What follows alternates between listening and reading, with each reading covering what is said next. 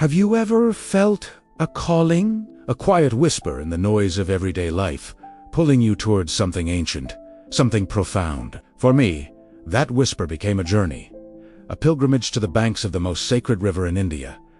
My story begins not with a grand plan, but with a simple, undeniable yearning for meaning, for a connection to something larger than myself. I arrived in Varanasi before the world was awake. The air was cool and still, thick with the scent of incense and damp earth. As the first hint of light began to paint the eastern sky, I walked along the ghats, the stone steps leading down to the water. The city was a silhouette, a sleeping giant, and the only sound was the gentle lapping of the river against the shore. This wasn't just a river. It was a living, breathing entity, the lifeblood of a civilization, a goddess they call Gunga Ma, Mother Gunga. In that pre-dawn quiet, the world felt suspended between dream and reality. The surface of the water was a mirror, reflecting the nascent light in shades of soft gold and rose. It was as if the river was holding its breath, waiting for the sun's first kiss. I saw figures moving in the half-light,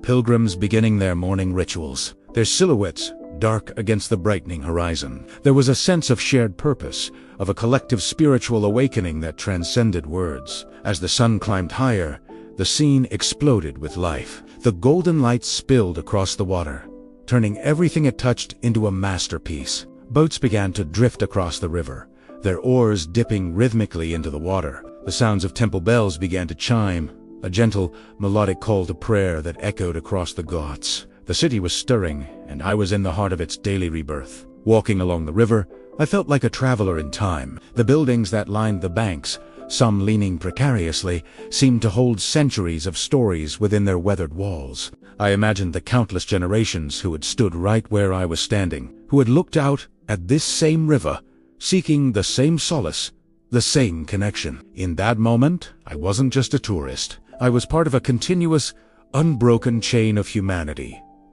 Then I saw him, an old man, sitting on the lower steps of a ghat, his back straight, his eyes closed. He was draped in a simple saffron cloth, and his face was a roadmap of a life lived with depth and contemplation. He wasn't doing anything, just being. He seemed as much a part of the landscape as the river itself, a figure of absolute tranquility amidst the gentle chaos of the morning. There was an aura of peace around him that was magnetic. I felt compelled to approach, but I hesitated, not wanting to disturb his meditation. I found a spot a respectful distance away and just sat, observing. I watched as people came to him, not with grand requests, but with simple gestures of respect. They would touch his feet, offer a flower, and he would open his eyes, offer a gentle smile, and perhaps a quiet word. His presence was a teaching in itself. After some time, he opened his eyes and looked in my direction.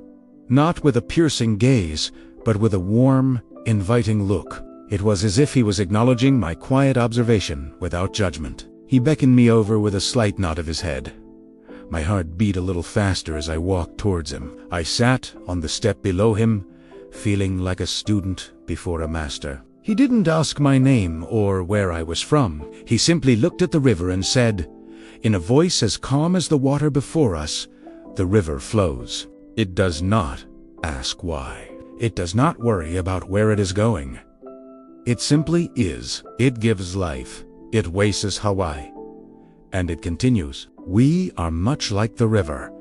His words were simple, yet they resonated deep within me. We live our lives filled with so much noise, so many questions, so much striving. We worry about the past. We are anxious about the future, but we rarely just are. We forget to flow. We forget to be present in the journey. A continued people come here to wash away their sins, to find salvation.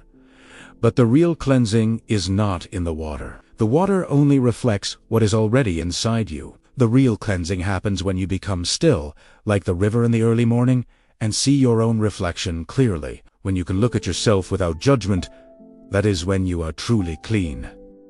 We sat in silence for a long time after that. The sun was higher now, its warmth on my skin. The sounds of the city were all around us. The chatter of vendors, the laughter of children, the chants from nearby temples. But in our small bubble of stillness, there was only peace. The world outside seemed to fade, and all that mattered was the flow of the river and the wisdom of his words. He shared stories with me, not fables of gods and demons, but simple parables about life, drawn from the everyday world around us. He spoke of the lotus flower, which grows from the mud, but blossoms pure and beautiful above the water. Our struggles, our pain, he said, are the mud, but from them we have the potential to rise and bloom. He taught me that spirituality isn't about grand gestures or complicated rituals. It's in the quiet moments.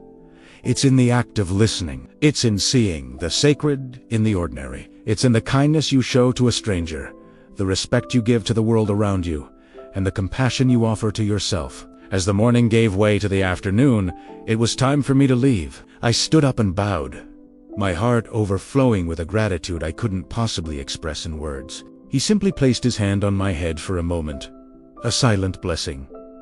As I walked away, I looked back one last time. He had closed his eyes again, once more a statue of serenity, at one with the river, the sun, and the sky. That morning, on the Ganges, changed something in me. It wasn't a sudden, dramatic transformation, but a gentle shift in perspective. I left Varanasi with more than just photographs and memories. I left with a piece of the river's wisdom inside me. The journey taught me that we don't always need to travel across the world to find peace.